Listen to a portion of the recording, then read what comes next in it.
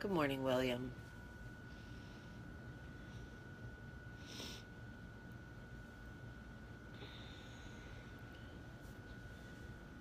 Good morning, April. Oh my gosh. So, I slept in this morning. It was awesome. I was so tired. Every once in a while I get to sleep in.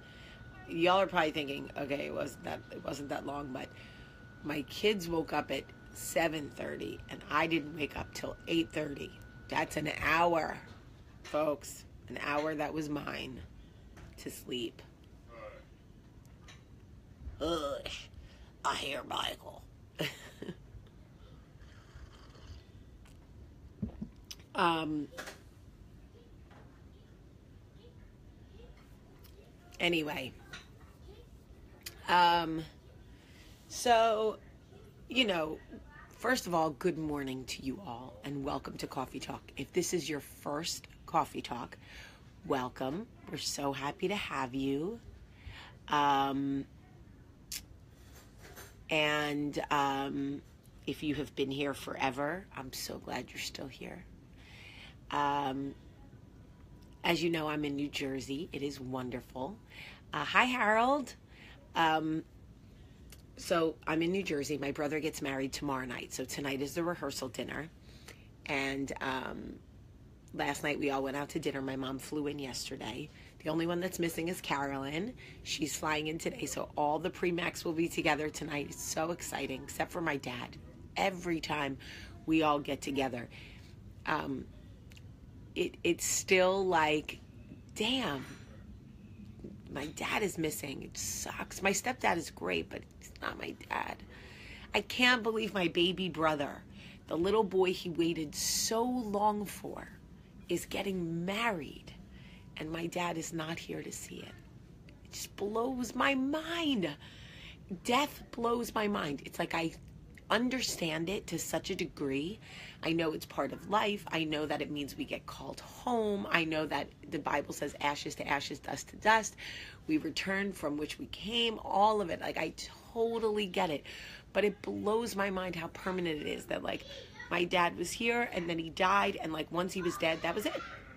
So much life went on without him. Anyway, so last night we all went to dinner, and it was great. And so I take a picture. I'm going to post some pictures for you guys so you can see how nice it was. But I take a picture of Meredith and David, right? And I hear my mom say to David, "What is that, like, little shit smile you're doing? Like, smile." And I see David semi come apart in only the way a child can come apart when their mother hurts their feelings. Like, people can say things to you all the time, but when it comes from your own mother, it is a certain level of, like, hurt. It's like, I could have said the same thing to David, and he would have been like, but when it comes from your mother, for those of you who have never experienced it, your mother has never said things to hurt your feelings.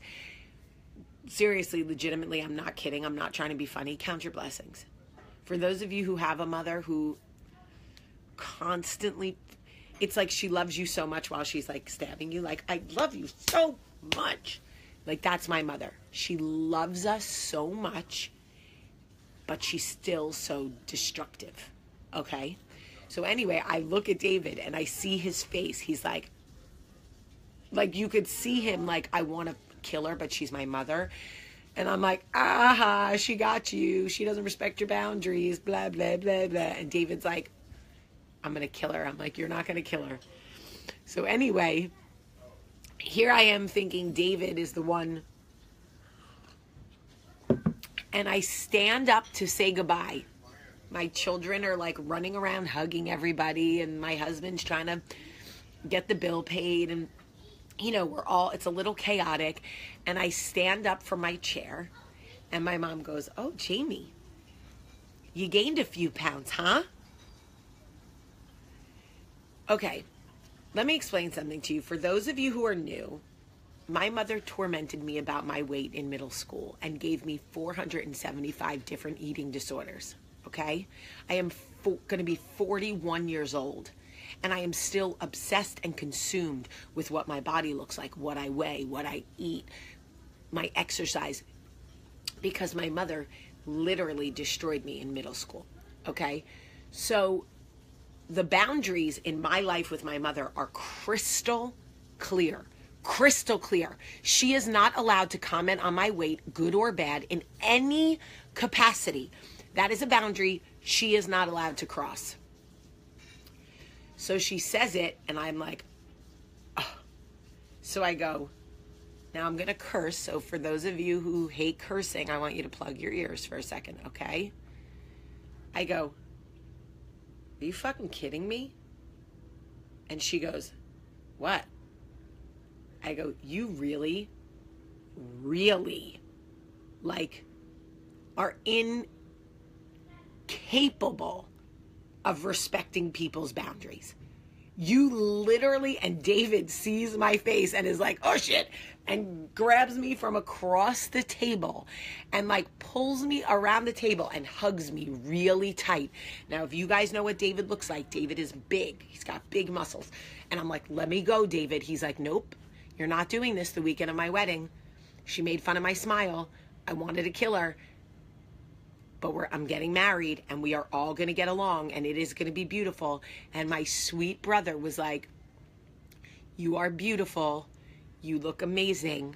You have had 3 children, and you are going to be 41, and you are amazing. And I'm like, I don't need you to make it better. Let me go. He's like, nope, nope, nope, can't do it. So he's holding me in his arms so that I cannot, like, literally fight my mom. So Meredith is like, Jamie, you didn't gain, is she kidding me? You didn't gain, maybe you gained a few pounds from Jersey Belle when you were literally a walking skeleton. You look amazing. So then Meredith's trying to make me feel better. She's like, she probably just means because your ass is getting fatter, girl, because you've been doing them squats. I'm like, you better let me go. Let me go. So finally David was like, no, Michael did not hear her, but I told Michael when we got to the car. So Michael was like, what was all the huss and fuss about? So I go, my mom said, and I tell him, and he goes, ha, what is wrong with her? I'm like, I don't know. And he was like, babe, you look great. Get in the car. So anyway, I just want to say this. Sticks and stones may break our bones, but sometimes words hurt like a motherfucker. And that is just the truth. And we can try to pretend like people's words never hurt us, but that's just simply not true. Words hurt. They have meaning. Sometimes they have lasting meaning. Sometimes they have incredibly damaging, long-term damaging meaning. And we have to be very careful what comes out of our mouth. And when people that we love set boundaries for us and say, these are things you're just not allowed to discuss. You've lost the privilege to ever comment on my weight ever again for as long as I live. For as long as you live. That is the boundary I set with my mother that clearly she can't abide by. And if my brother wasn't getting married this weekend, she would once again be put in Jamie timeout, where I don't acknowledge you for a very long time until I feel that you are once again ready to respect my boundaries. So when you guys say things to me like, but it's your mom, and like, I don't get it, and like, what could you, if you are willing to make a comment like that to me after I have set boundaries with you, after you know that I have eating disorders because of it, and you know my daughters are around with an earshot to hear you, you lose the right and the privilege to be down with me. You lose that right. I'm not the coolest chick in the world, but I'm loyal.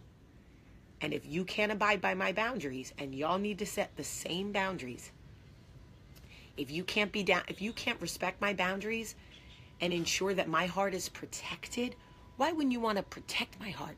If you love me, Why wouldn't you want to ensure that I never feel bad about myself? Do you look around the table and see my life? And do you just think, well, Jamie's just too happy. She's too in love. Her children are too happy. She's too happy. I just got to kick the stool out from underneath her and see how long she swings back and forth before she suffocates? I mean, is that what we need to do to each other? I would think not. You're my mother. I don't know. Oh, Cody, I am well aware that blood does not bind you to respecting boundaries or treating people nicely. Believe that. So today, my mother has offered to take my daughters to get pedicures, and I want to be spiteful and tell her no, but I'm not going to do it because it is my brother's wedding weekend, and my baby brother deserves a beautiful weekend, drama-free, where everybody is happy, and I am going to address my mother once this weekend is behind us. Anyway, hold on, let me do this. Can I tell you guys something amazing, though? Let me tell you something amazing. There is a mother who watches Coffee Talk who sent me a letter saying, I am your mother. I have said hurtful, horrible things to my daughter about her weight and her eating because I'm trying to help her. And clearly I see now that my ways are damaging and have long-term effect and that I'm not doing it the right way. Thank you for opening my eyes. I'm going to watch this Coffee Talk with my daughter to ensure that I don't ever do this again. Y'all, if we could stop one mother from doing to her daughter what was done to me, and if we could help one daughter from feeling like her mother doesn't see her value, we are doing it right, folks. We are doing it right. It's why we get up and do it every day. We have to ensure that everybody in our lives know that sticks and stones may break our bones, but words have real power to hurt, and we have got to be so careful with what we say. Oh, Jillian, I love that. We got to break the cycle, y'all. I love you guys so much today. You are all so beautiful. I'm so glad you're here. Have a great day. Oh, and share this video right there. Hit share. Share.